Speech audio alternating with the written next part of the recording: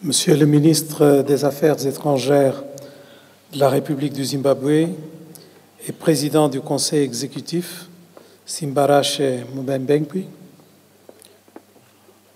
Madame la présidente de la Commission de l'Union africaine, Nkosazana Dlamini Zuma, ma sœur, Mesdames et Messieurs les ministres, Monsieur le vice-président de la Commission de l'Union africaine, Mesdames et Messieurs les commissaires de l'Union africaine, Mesdames et Messieurs les dirigeants des institutions africaines, Excellences, Mesdames et Messieurs, je suis heureux de me joindre une nouvelle fois à vous en ce moment crucial.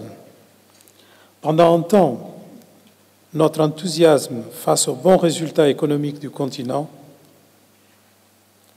a eu un effet contagieux à l'origine d'une certaine paresse chez nombre d'entre nous.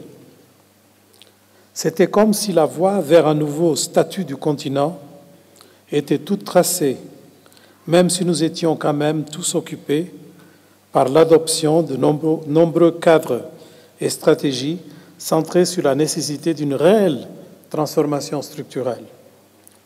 Malheureusement, il est temps de revenir à la réalité. La résurgence de conflits associés à la chute de la demande et des cours des produits de base, dont le pétrole, la forte volatilité des devises, la hausse des taux d'intérêt et l'essoufflement des locomotives économiques clés, ainsi que le retour dévastateur du phénomène détesté d'El Niño, dominent une fois de plus le discours sur l'Afrique. Tâchons de mettre les choses au point. Les paramètres fondamentaux de nos perspectives économiques sont bien là et n'ont pas changé. Nous continuons d'enregistrer les taux les plus élevés de croissance dans un contexte de récession mondiale. Nos réserves internationales ont certes connu une baisse, mais cela doit être mis en regard d'autres éléments. Les niveaux de dette sont toujours bas à l'échelle internationale, les déficits publics restent sous contrôle et les investissements en provenance de plusieurs sources, certes pas de toutes, augmentent régulièrement. Des sommets tenus récemment avec l'Inde et la Chine, nos deux équivalents démographiques, ont apporté la preuve de la confiance dans notre avenir. La majorité des projets d'infrastructure n'a pas été touchée, qu'il s'agisse du nouveau canal de Suez, du plus gros barrage du monde en Éthiopie, du plus beau barrage en Afrique en Éthiopie, ou de fermes solaires d'envergure mondiale dans 3 pays. En ce qui concerne l'économie, les nouvelles sont en réalité meilleures que celles que le plus grand nombre pourrait espérer. Où sont alors ces facteurs clés qui ont fait retomber le discours dominant, encore une fois, vers le passé? Il s'agit clairement d'une combinaison de 2 facteurs. La perception d'une certaine fragilité et l'absence d'une transformation structurelle plus poussée, entendue comme la nécessité de parvenir à la fois à une productivité agricole supérieure, l'ajout de valeur aux ressources naturelles, la modernisation des services en lien avec l'explosion urbaine et le boom démographique des jeunes, sous l'effet moteur d'une industrialisation vigoureuse. C'est là tout l'objet de l'agenda 2063. Je pourrais, pendant le temps qui m'est alloué, mentionner les mesures importantes nécessaires à la mise en œuvre des objectifs de développement durable nouvellement adoptés à l'échelle mondiale et des priorités africaines afférentes. Permettez-moi plutôt de saisir cette occasion pour examiner une partie du discours sur le continent qui fait moins l'objet d'analyses stratégiques par les Africains eux-mêmes, les causes des conflits.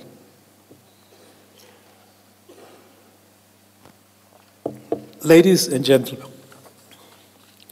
between the early hours of April 11th and the late afternoon of May 14th, 1994, 50,000 Rwandese were killed with machetes by their neighbors in the Nyamata Hill. This was a very small part of what is now considered the largest genocide since World War II. A genocide that took the lives of hundreds of thousands of Rwandese.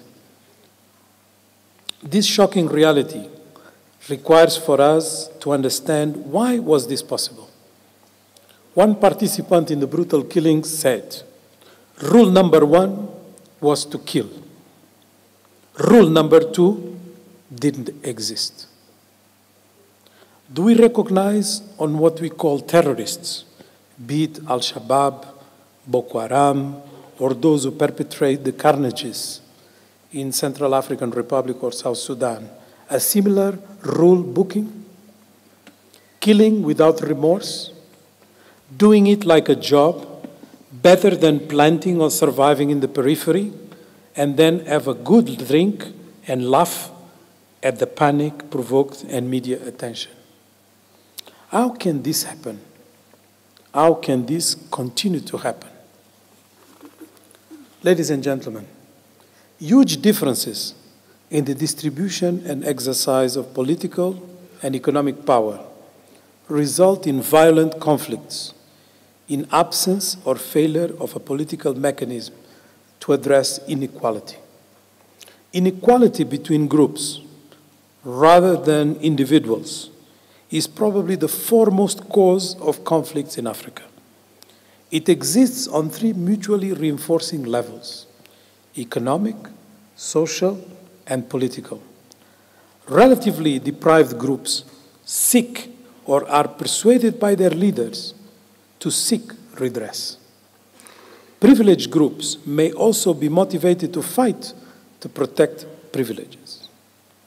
Horizontal inequalities are most likely to lead to conflict where they are substantial, consistent, and increasing over time. Exclusion, the extreme manifestation of inequality, is a major factor igniting conflicts. Of particular attention is the exclusion of youth.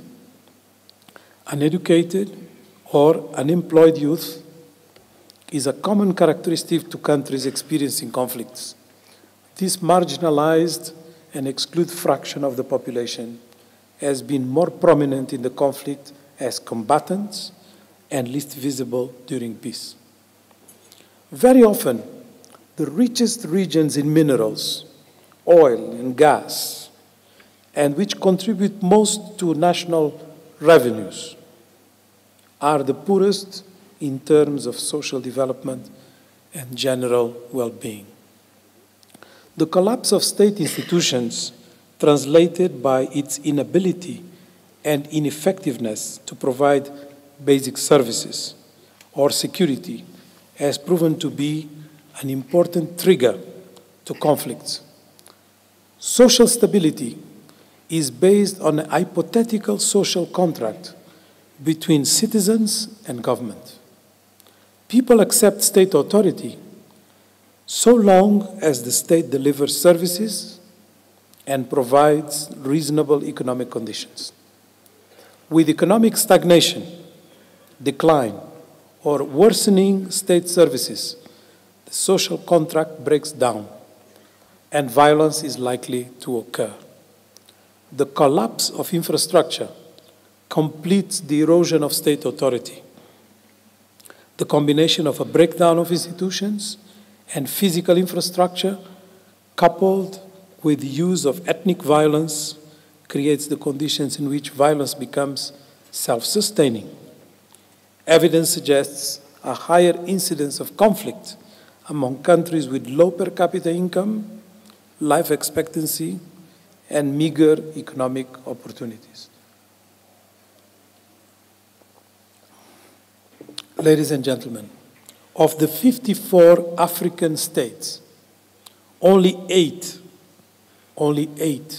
have not experienced armed or violent conflict since independence. War confers benefits on individuals as well as costs which can motivate people to fight. Young, uneducated men, in particular, may gain employment as soldiers.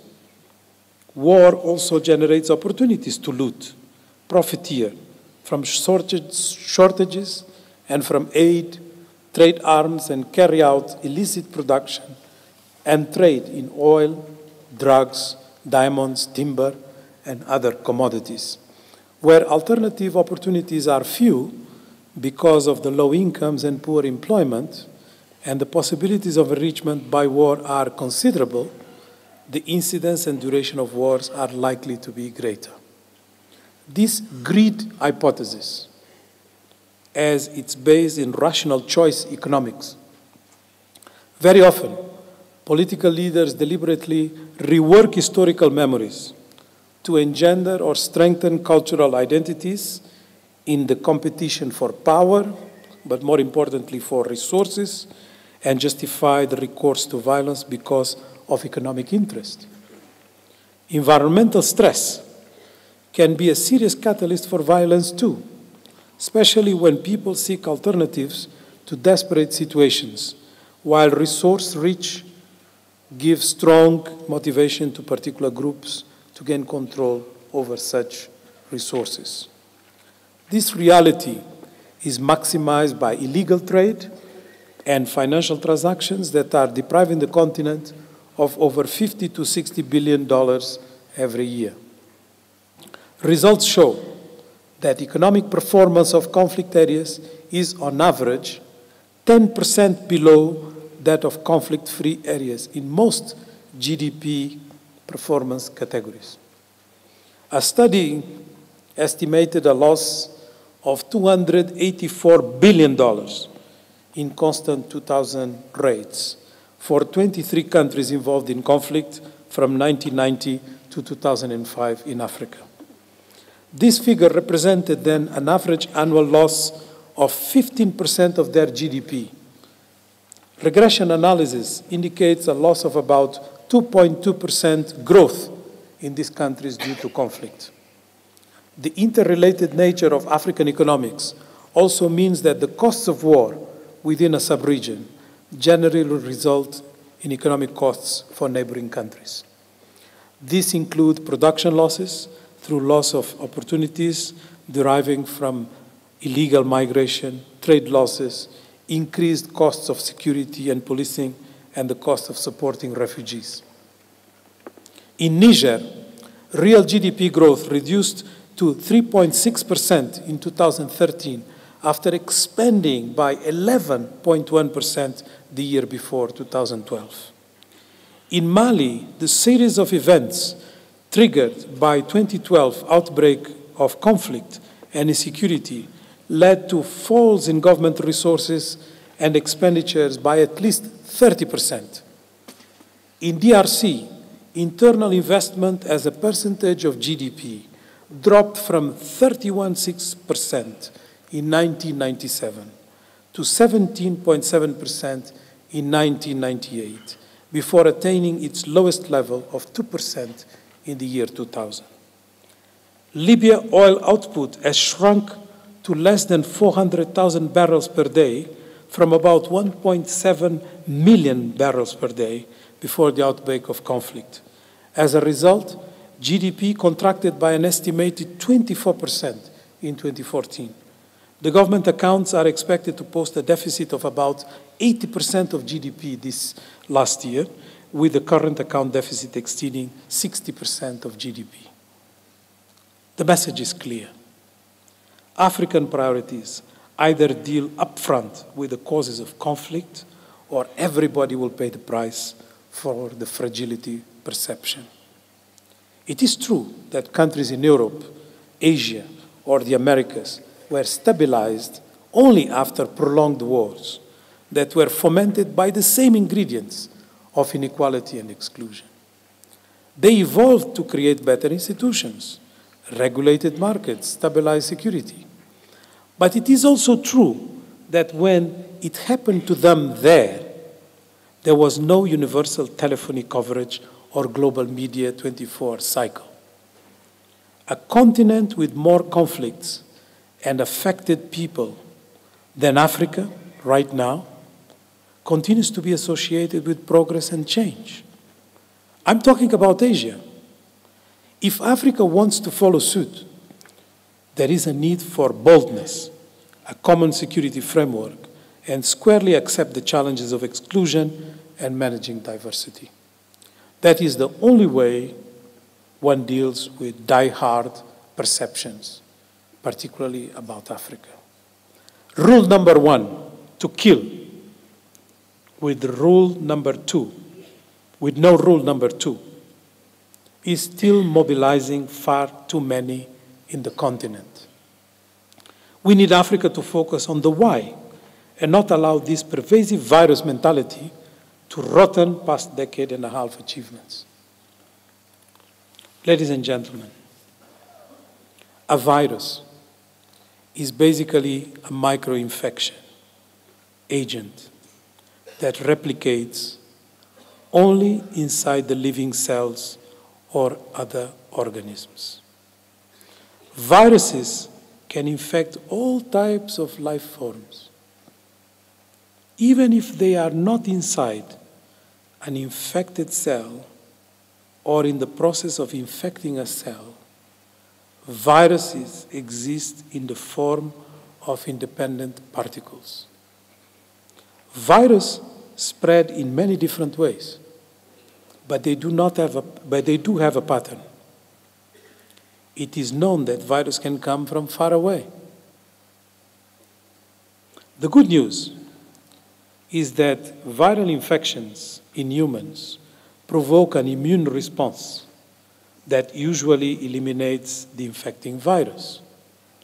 Immune responses can also be produced by vaccines, which confer an artificially acquired immunity to the specific viral infection. Africa either has strong immunity to deal with these terror groups' viral effects because of the strength of its institutions, capacities, and will, or has to develop fast a vaccine that will rid us of its damage. Such a vaccine could be labeled antidote to exclusion. Thank you.